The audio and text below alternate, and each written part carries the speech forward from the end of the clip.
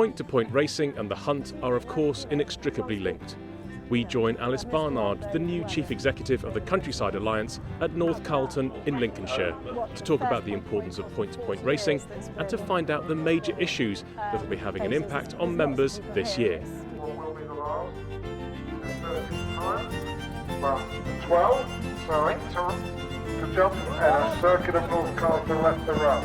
Now into the second row, exit the run, and the blue blinkers take off in front. The cheap pieces of Jans trying to get back and re-challenge in second, but exit the run looks to be calling all the shots at the moment as they face up to the 20th and final best. Exit the run with a couple of left lead early again.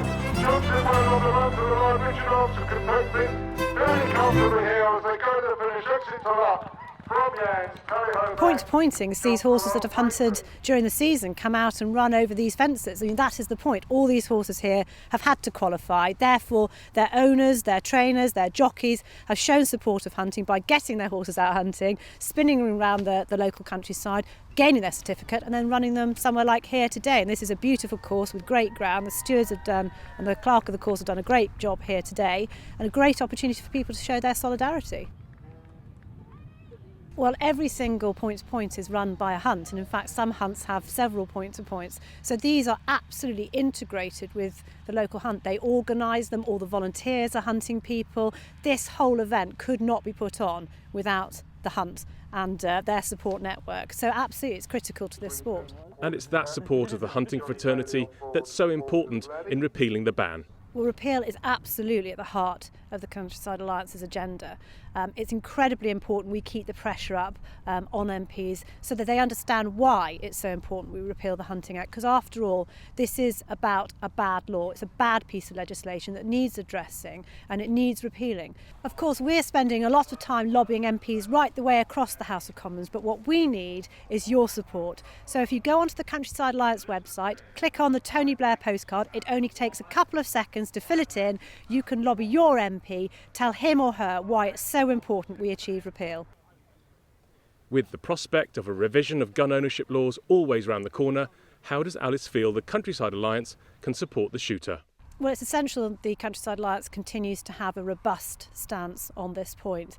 What we're very keen to see is that any government agenda on this is actually related to direct evidence of what the issues really are. For example, they started talking about raising the age of that young shots are able to acquire licences. That is not part of the agenda post the tragedies in Cumbria. The idea that somehow preventing young people, young responsible people handling and using guns in the correct and appropriate manner will stop a tragedy as we saw in Cumbria this year is absolutely incorrect and wrong. And it's essential that we start to look at this in perspective. The young people in the countryside who enjoy their shooting and get out there at the weekends with their dads, their uncles, whoever it is, are doing so in an environment where they learn and understand the responsibility of gun ownership.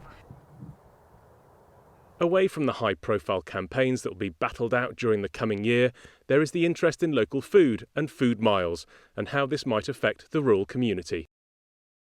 Well, I think it's really important that people have the opportunity to support their local farmers, their local shops, the local businesses in their community. I think people are very keen to make sure that the food they eat is of a high quality and therefore has high welfare standards. And I don't think anyone would argue that British farmers have the very best standards throughout the world. And this is an opportunity to show their support by buying local, which I think is incredibly important. And the Countryside Alliance Awards, which are now in their 6th year, I think really show this support and really cement the community's belief that these people are real local heroes. And I think it's an opportunity for us to be able to shout about all the good things that go on in the countryside. The charitable arm of the Countryside Alliance, the Countryside Alliance Foundation, is also supporting the drive for local food interest. Alice explains.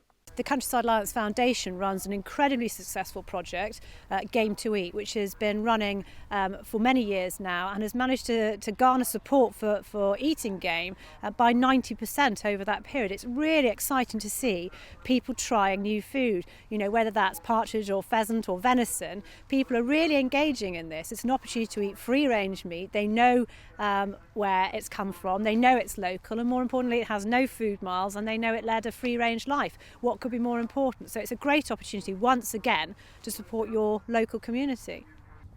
With many more point-to-point meetings to come this season, the Countryside Alliance is encouraging members and hunt supporters to come along.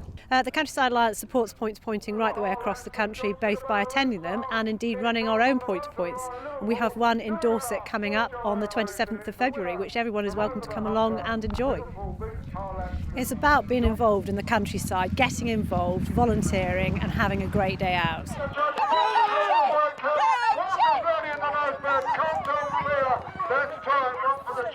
Yes! And then Charlie's